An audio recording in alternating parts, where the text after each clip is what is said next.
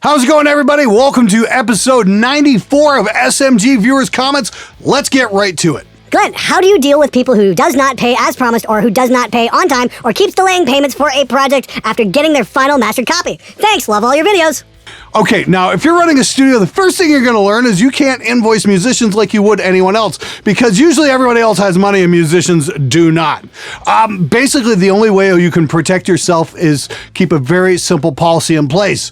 Nobody gets anything, no fucking copies of anything, no quick mixes, no fucking test mixes, no fucking anything until you get paid in full. Basically, you're a hooker, make sure you get your money up front. Hi, Glenn. I want to convert my garage into a practice room for my acoustic drum set. Do you have any ideas on cheap ways to reduce the noise so I can play at night? Loving the show from New Zealand. Cheers. Well, hey there, Davisaurus Rex. Actually, there's the man with the solution to your problem lives the next big island over in Australia. The dude's name is John Sayers. I remember reading years ago, he had put something together for a guy who had exactly that problem. He wanted to play his drums in his garage, and what he did was he got a bunch of 4x8 sheets of plywood and basically built a great big hexagon around his drum kit and lined it with some insulation on the inside and then covered it with cloth. But he also sealed up his garage door for any leaks. And he was having problems with his neighbors, and that cleared it right up.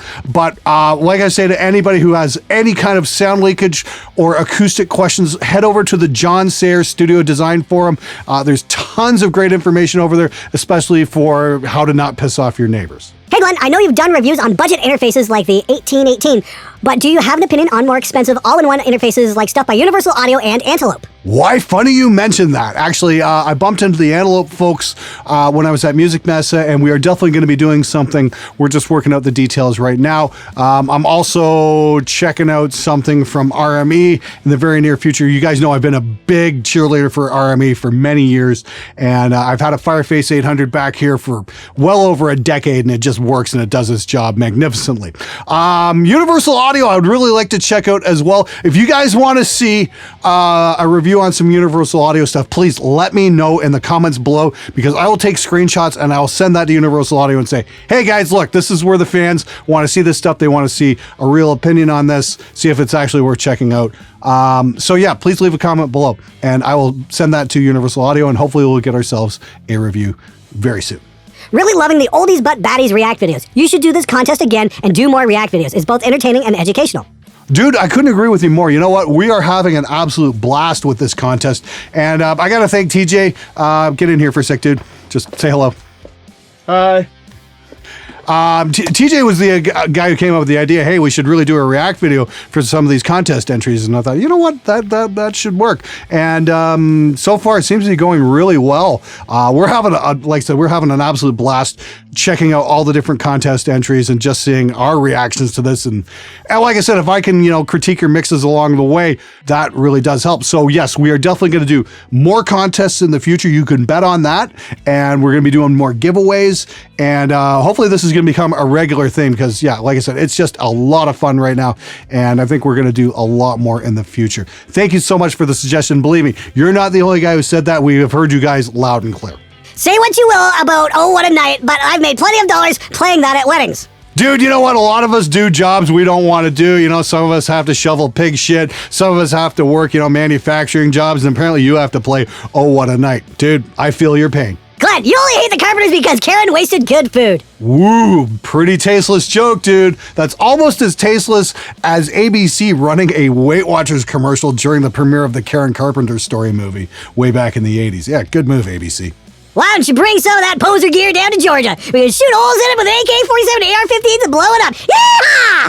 Well, I'll say this, you Southern boys do know how to have a real good time. That sounds like a great suggestion. TJ, warm up the van. Let's go. Road trip! Why not upload in 4K since you have an A7S? Well, first off, the A7S Mark I, which I have, is only a 1080 camera.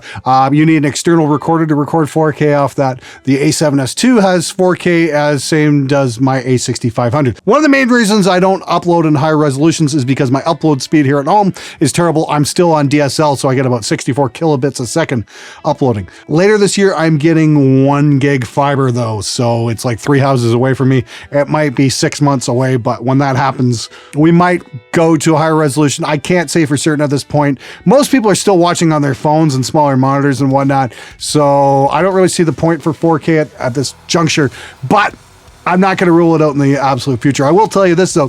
When I do get my fiber, I will be doing a lot more live broadcasts because those are a lot of fun. Hey guys, just going to cut in for a second here. I got this in the mail yesterday. This is a permission slip from my local ISP asking to dig a conduit on my property for fiber optic.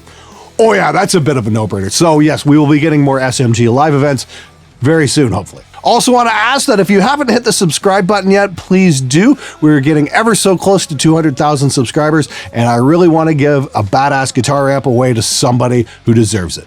And we've also got another 48-hour shirt sale going on this week. It's too much volume, not enough talent.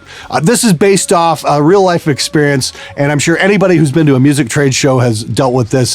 There's always some guy playing on a guitar who's not good enough and has the volume cranked up and just sits there all fucking day just hoping somebody pays attention to him. And meanwhile, he's just pissing off everybody in all the booths nearby. We had this situation at Music Mesa. It always happens at NAMM, and at Summer NAMM, it's quite hilarious too. Now, don't get me wrong, I'm not professing to be a great musician, believe me, I'm not, but I don't pick up guitars at these music trade shows because those trade shows are filled with amazing musicians, and I know better than to embarrass myself. Anyway, this shirt is for anyone who's ever had to endure that bullshit, or if you just want to piss off your lead guitar player. It's only going to be around for 72 hours. It's a wonderful way to support the channel, and you can grab it at the SpectreMedia.ca shop. LOL, like Jared Dines ever did anything original. I'm just going to leave that right here. If you produce a record for a band not signed to a label, can you use their music in your video and still monetize it? Well, you can if you ask their permission, and that was the whole big fallout I had with CD Baby, and I am going to do a follow-up on that, by the way. But every band that I put in my videos, I absolutely make sure I've got permission to use their song in my video. By the way, go check out the Protocol record. It's a lot of fun. Glenn's channel has warped my fragile little mind. Well, there wasn't much there to warp in the first place, now was there? You should grow a beard. Just do it. Dude, I'm just too high up on the evolutionary scale for that to happen. Glenn, you read your lines? Depends on the episode. Most of the time for viewer comments, I'm just ad-libbing. I'm just talking to you like I would talk to anybody else.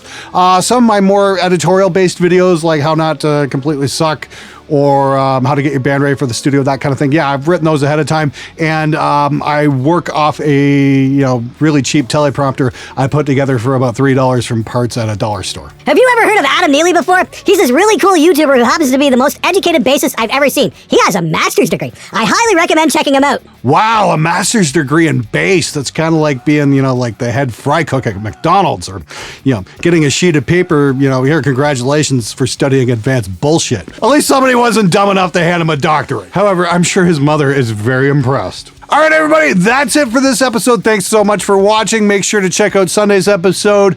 And if you haven't subscribed, please do so. I really appreciate all your support. I'll see you guys next time. Hey guys, thanks so much for watching this episode. If you like the content, please support the channel either at my SMG shop or through my Patreon. If you want to see more, hit one of the playlists. Thanks for watching. I'm out of here.